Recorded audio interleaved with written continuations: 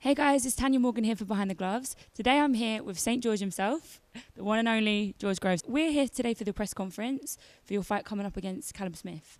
In terms of press conferences, before we get into the fight itself, how do you enjoy the whole process of this? Do you feel like in a rush to get away? Do you enjoy the interviews? How do you find it when you're at these things?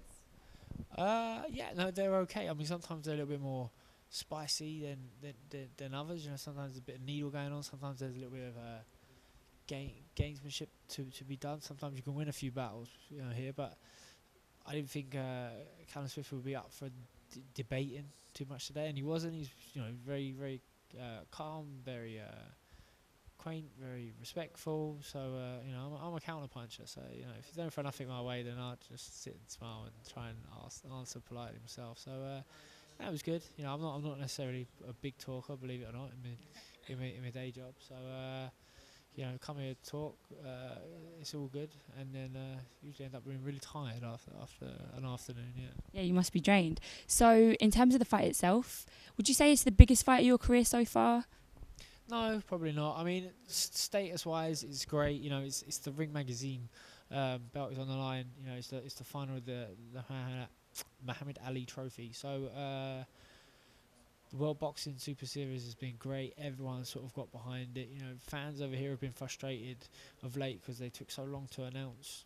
The final between me and Smith, and obviously a lot of fans are disappointed not going to be able to attend because it's now not in the UK, but. Status-wise, it's a huge fight. In terms of the test of what it will be, I think I've had harder tests. I've had more things against me, more things to contend with. And maybe even been in with some better quality of opposition. So, I'm certainly the best fighter Callum Smith's ever boxed. I'm not sure if he is. If the same can be said the other way. He's an unknown quantity because he never ever made that step up. He had potential. He's had a couple of good wins against, second tier opposition. He's been gunning for a big fight forever now. It feels. His name has been linked to mine forever. It feels. And he's finally getting his wish. He's finally getting a fight against me. My bet would be that he wish he never fought me. And what do you think fans can expect from it? I know a lot of people must be asking you about your shoulder. Do you get sick of that question? Do you want people to just leave it when it comes to talking to you about your shoulder? Or do you think that it is something people have to take into consideration, that you have had a shoulder injury and, there's no saying what could happen next time around. There might even be a different injury. But touch wood, nothing happens to you again. But in terms of your shoulder, how are you feeling? My shoulder's good. My shoulder's very good, yeah. Are you sick of people asking you about it? No. Well, you're going to ask me about my shoulder, mate. It was evident.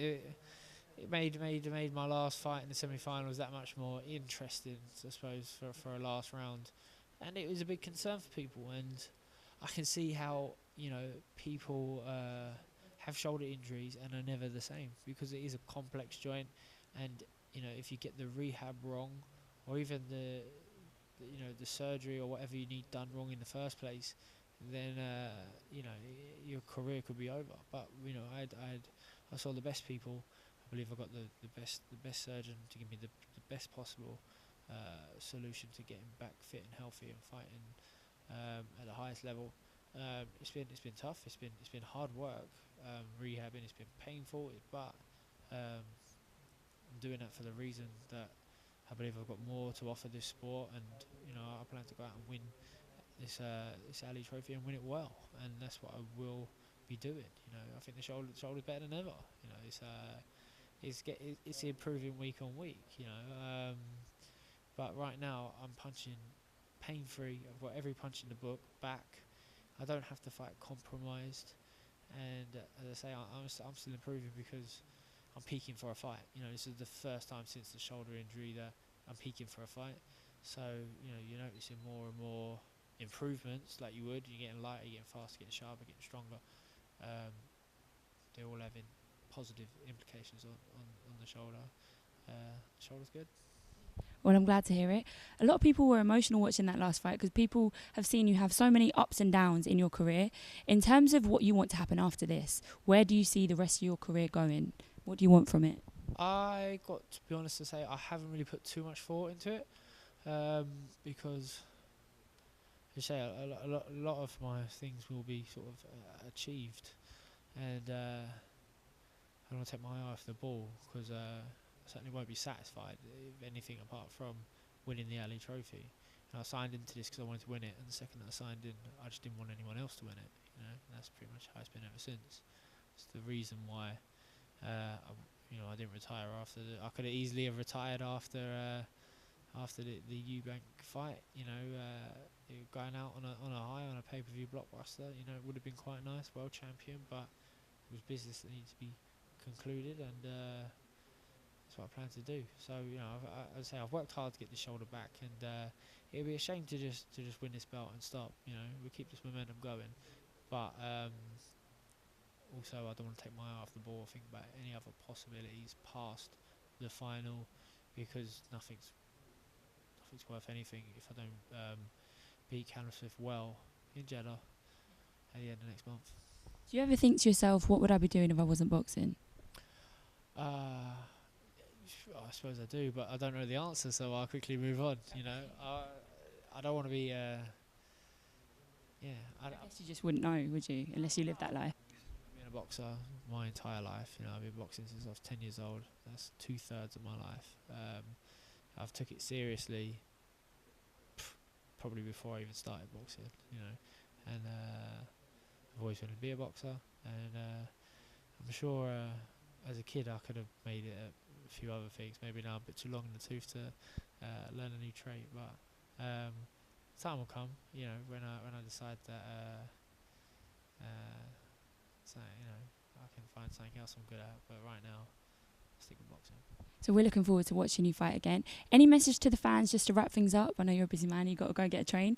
Just to finish it up, anything you want to say to your fans watching you at home? I'm going to go train. I drove in today. My car key. I ain't got my car key, I've got my concierge sort of valet parking, I promise you. Yeah. I hope everyone's enjoyed the tournament so far. I promise everyone that my shoulder, I'm not here to make excuses. There was an influential person who was sitting on the top table once, at one table, and said, hey, don't worry about your feet, you beat him whenever, you beat him with one arm. No, I don't want to fight people with one arm. I want to fight people with two arms. I have 2 good arms, and that's what I'm going to have at the end of September. I'm going to be on top form, better than ever, winning well. Thank everyone for the support of the tournament, and hope everyone enjoys the final. Well, thank you for talking to Behind the Gloves. Go and enjoy your session. Thank you. Hey Fight fans, it's Michelle Joy Phelps. If you haven't already subscribed to our YouTube channel, make sure you do so by clicking this icon right here, or else